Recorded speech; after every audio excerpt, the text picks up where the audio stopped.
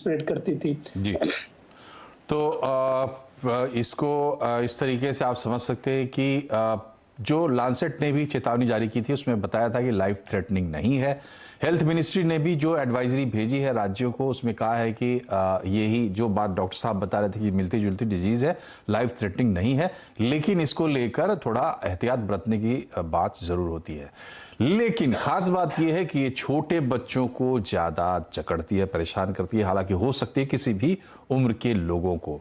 Doctor Amit, ये पूरी इसको डील करना पड़ रहा है पीडियाट्रिक कम्युनिटी को, क्योंकि वहीं पर मरीज जा रहा है, बच्चे बीमार हो रहे हैं। तो आप लोग कैसे अप्रोच कर रहे हैं इसको? दूसरी बात यह है कि जब कुछ दिन पहले हमने HFMD पर भी प्रोग्राम किया था तो डॉक्टर्स ने कहा था, खास करके बॉम्बे वालों ने, कि ये अब घट रहा है, ढलान पर है। लेकिन अब ये नई स्टडी आई है और जो चीजें सामने आ रही तो लग रहा है जैसे कि ये फैल रहा है। स्थिति क्या है? जैसे हमने बात की कि ये HFMD के तरीके का ही एक वायरस से फैलने वाली एक डिजीज है। तो इस तरीके की डिजीज के लिए ट्रांसमिशन एक इम्पॉर्टेंट चीज है। अगर कोई भी मरीज ऐसा कोई शंका लेकर के आता है कि टोमेटो फ्लू तो नहीं है, तो उसको हमारा काम मेनली है कि उसको आश्वस्त किया जाए कि इससे कोई डरने वाली बात नहीं है, इसकी कोई सीवियरिटी इतनी ज्यादा नहीं है कि इससे लेकर के लाइफ थ्रेटनिंग कोई जान को खतरा बने। तो ये बात हमारे लिए सबसे ज्यादा जरूरी है, उनको ही बताएं। दूसरी बात ये है कि बच्चों को स्कूल ना भेजें, क्योंकि इस उम्र के बच्चे ज्यादातर ये, क्योंकि बीमारी ज्यादातर विद इन 5 ईयर्स, कभी कभी 10 ईयर्स तक भी जा सकती है, पर इस तरीके के बच्चे स्कूल जाते रहेंगे तो एक से दूसरे को इन्फेक्शंस फैलाते रहेंगे। तो इसलिए जरूरी है कि ऐसे बच्चे जिनमें थोड़े भी लक्षण ऐसे हों, जो HFMD जैसे हो या टोमेटो फ्लू जैसे हों, ऐसे बच्चों को लक्षण अगर कुछ भी पता चलता है तो घर में ही रहें, दूसरे बच्चों से ना मिलें, ताकि बच्चों में दूसरों में ना फैले। जैसे किसी भी तरीके के एंटेरोवायरस फीवर के अंदर ऐसा होता है, जो किस फैमिली का जिसका पॉजिशन है, जिसकी वजह से डिजीज है, उसमें होता है, उसमें यदि हम हाथ साफ नहीं रहे, गंदे हाथ मुंह में डालें बच्चे, तो उससे ये चीजें होने के चांसेस हो सकते हैं। यदि किसी ऑलरेडी किसी इन्फेक्टेड पर्सन के सलाइवा या स्टूल या कोई सिक्रीशंस कुछ अगर हैंडल करते हुए अगर रहता है, तो ऐसा हो सकता है। कोई भी बच्चे घर में दूसरे 2 बच्चे अगर हैं, तो उन बच्चों के लिए छींकने समय या ऐसे किसी समय पर जहाँ पर सिक्रीशंस फैल सकते हैं, उन सब का ध्यान रखने के लिए हमारा एक संदेश ये रहता है कि करना है।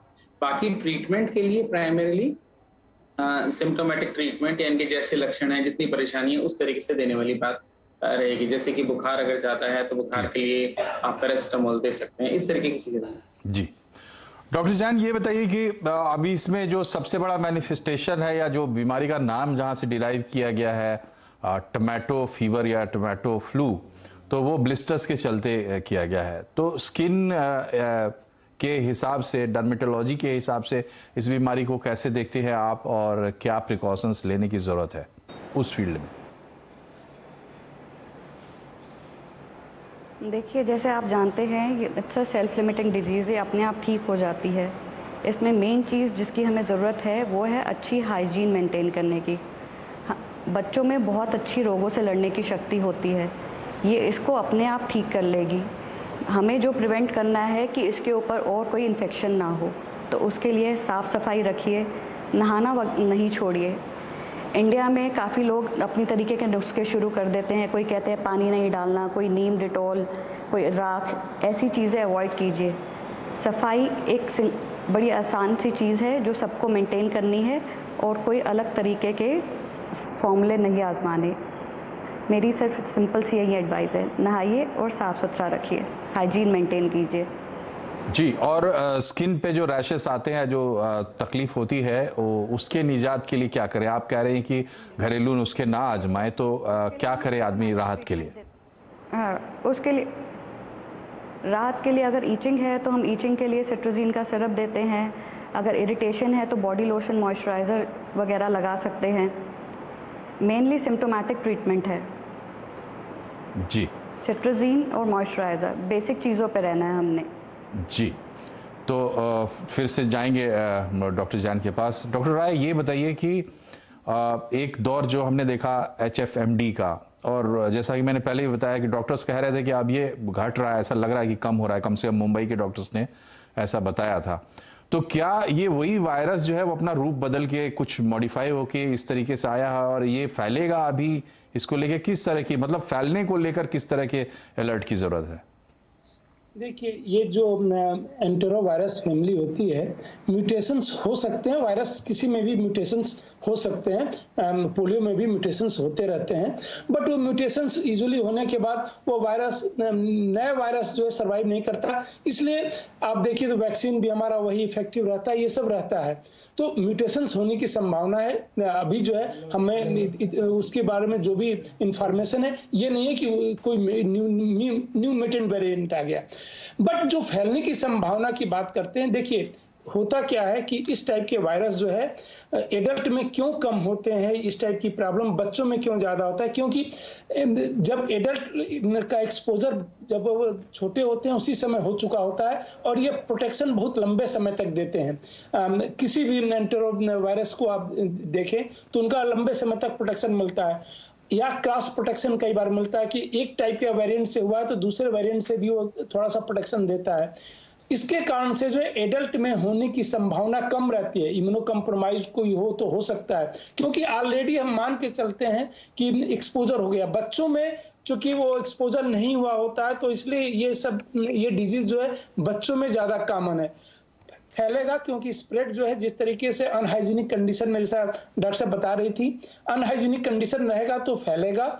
हमें जो है सेम हाइजीन मेंटेन करना है। अच्छा, अगर हम हाइजीन मेंटेन करके रखते हैं, एक सबसे इंपॉर्टेंट मैसेज जो इसमें जा सकता है प्रिवेंशन के लिए, वो हाइजीन मेंटेन करना, जो शायद हमारे तो कल्चर में था, बार बार हाथ धोना, अपने आसपास सफाई रखना। इन दो चीजों का अगर हम ध्यान रखें, चाहे जिन बच्चों को भी इस टाइप की कोई भी बीमारी होती है, फ्लू टाइप के सिम्टम्स होते हैं, उनको अगर हम थोड़ा सा आइसोलेट करके रखते हैं, कई बार होता है कि आइसोलेशन पॉसिबल नहीं है, क्योंकि सिर्फ सिम्टोमेटिक नहीं, एसिम्टोमेटिक भी इसको स्प्रेड करते हैं सारे इस फैमिली के जो है।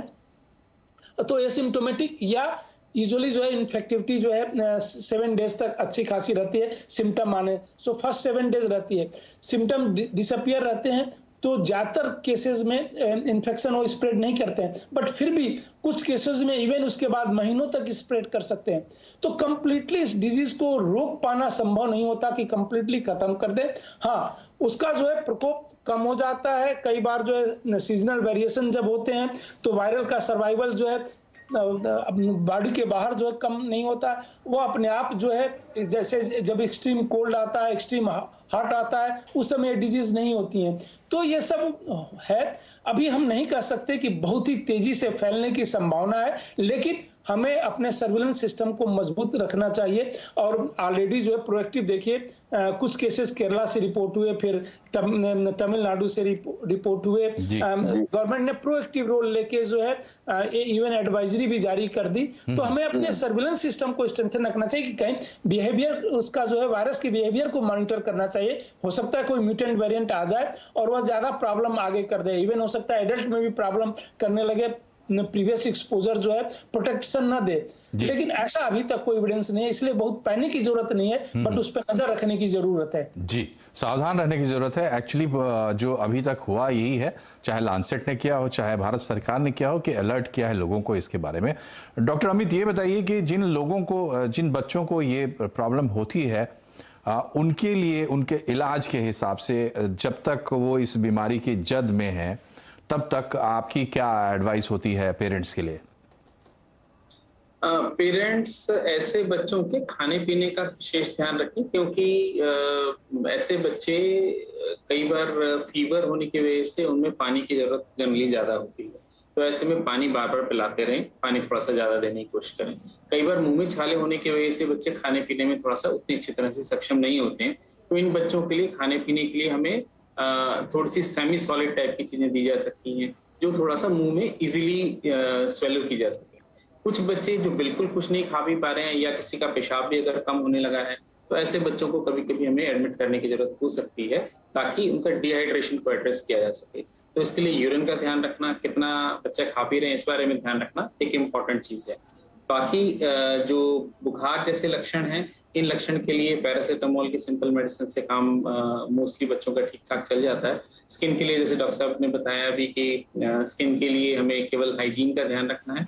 स्किन को क्लीन रखना है, ताकि उस पर सेकेंडरी इन्फेक्शंस, कुछ और इन्फेक्शन दूसरे ना बने जिससे उसमें कोई कॉम्प्लिकेशन पैदा हो। जी, इन चीजों का ध्यान रखते हुए जी, तो ये इसमें पैनिक होने की बिल्कुल भी ज़रूरत नहीं है, क्योंकि एक तो ये लाइफ थ्रेटनिंग डिजीज़ नहीं है और माइल्ड डिजीज़ है, बहुत ज़्यादा परेशान नहीं करती है।